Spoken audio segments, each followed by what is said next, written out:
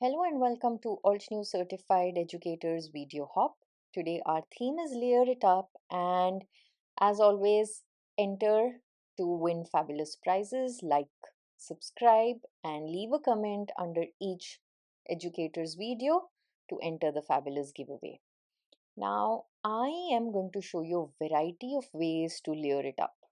Let's start with the arch doors die and cardstock layers. I will be creating that door on the packaging, the extreme left door.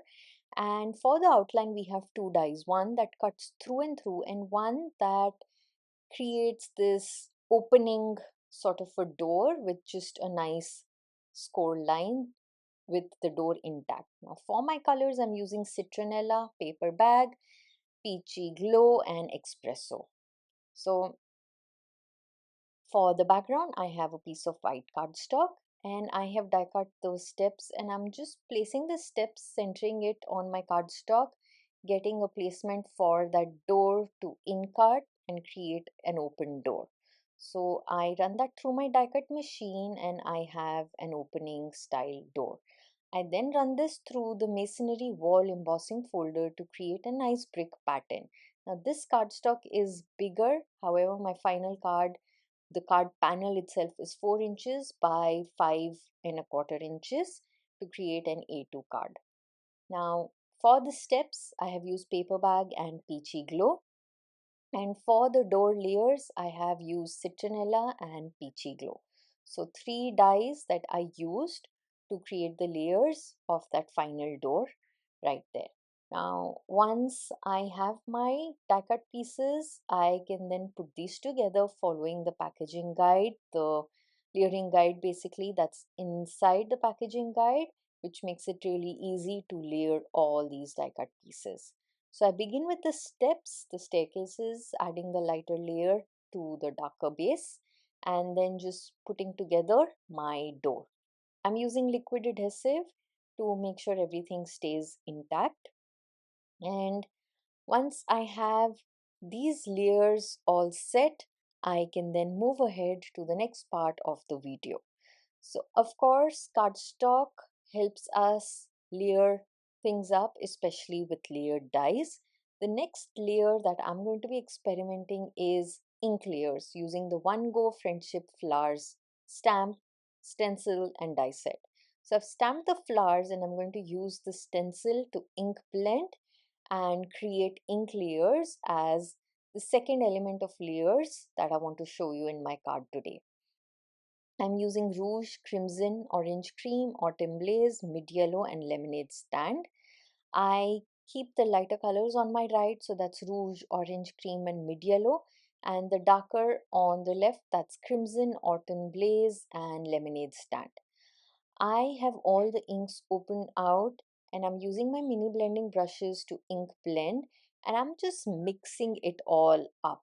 I want some flowers to be pink with red, some to be orange with red, a mix of yellow, orange, basically using all of these warm tones, layering different inks over each other to create beautiful floral clusters that are in sync with one another, however, are different, creating a nice variety of blooms for my card.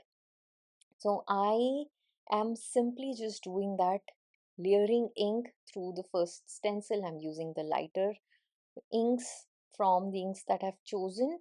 And then when I move on to the second stencil, I go in with the darker inks.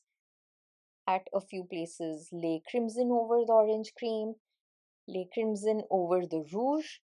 I also lay autumn blaze over the yellow, and also lemonade stand over mid yellow to have tone on tone kind of effects as well.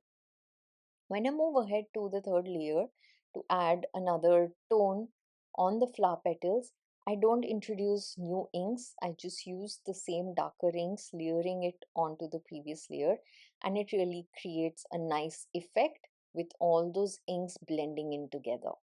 So just with this color palette, I was able to create beautiful ink blended layers on my blooms.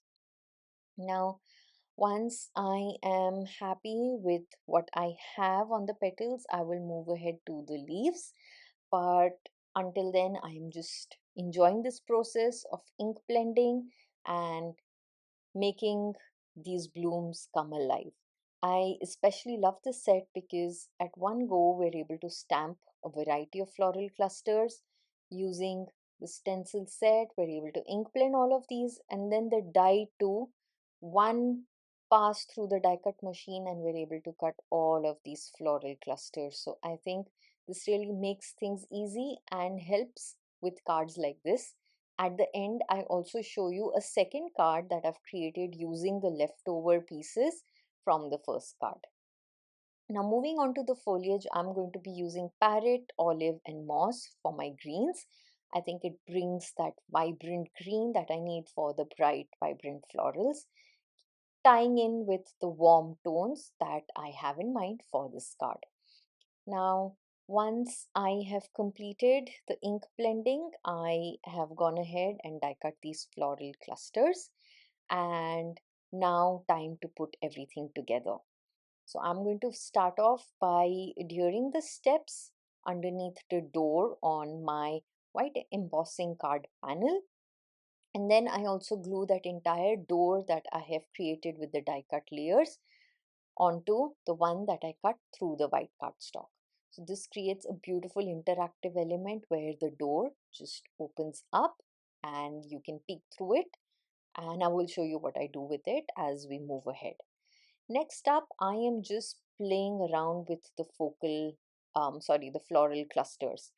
I place them around, and once I'm happy with the way they look, I just trace with my pencil behind them, cut them off, and use instant dimension foam tape for a few clusters and just liquid glue for a few to create this depth and further add the layers to my card. So after I've shown you the die cut layers with cardstock and the ink blended layers, finally on our main card we are layering it all up using dimension as well as all of these elements that we've created.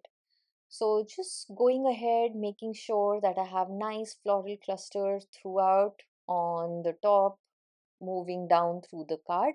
Once I'm happy, I just sort of keep going one by one. I also use all the overhangs, the excess trims that I have, making sure everything is on my card. I then have an A2 card panel with paper bag, which works very well to mat this card.